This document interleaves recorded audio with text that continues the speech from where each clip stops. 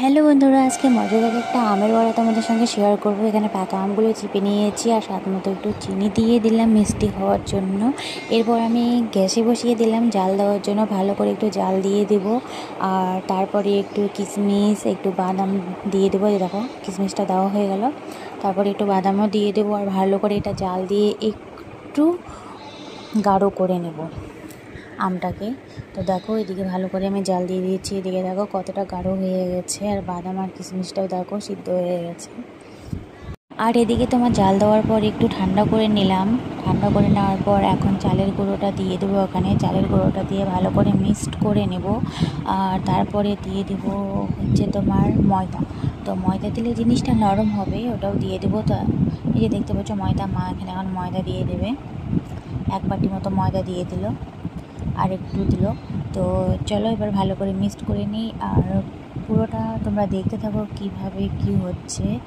তো এই তো ময়দাটা ভালো করে মিক্সড করে নিতে হবে। আর তারপরে একটু গরম জল করে নিয়েছিলাম, গরম জলটা এখন এখানে ঢেলে দেবো। তো গরম জল বলতে খুব একটা গরম না, হালকা হালকা গরম জল।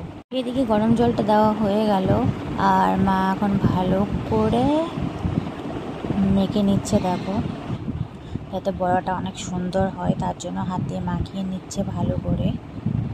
তো দেখতে থাকো কি হচ্ছে, ভালো করে ফেটিয়ে নিচ্ছে। দেখো ফেটিয়ে নেওয়া হয়ে গেল, দেখো অনেক সুন্দর হয়েছে।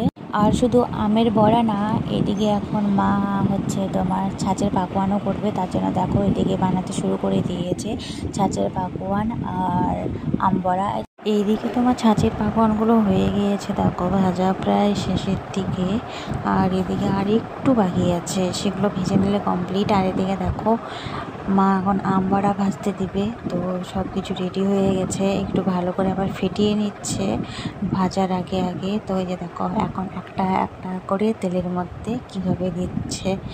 আর এই আম বড়া আর তোমার তাল বড়া মানে কি বলবো, মানে দেখলে মানে একই রকম লাগে। মানে আম বড়াটাকে তাল বড়া মনে হবে তোমাদের দেখলেও, অনেক রকম পদ্ধতিতে ভাজা যায়। তো আমরা এইভাবে ভাজলাম।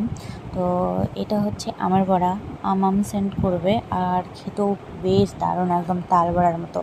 তোমরাও বাড়িতে ট্রাই করতে পারো। তো দেখো এদিকে ভাজা হয়ে গেছে, মা এখন উঠিয়ে উঠিয়ে নিচ্ছে একটা একটা করে।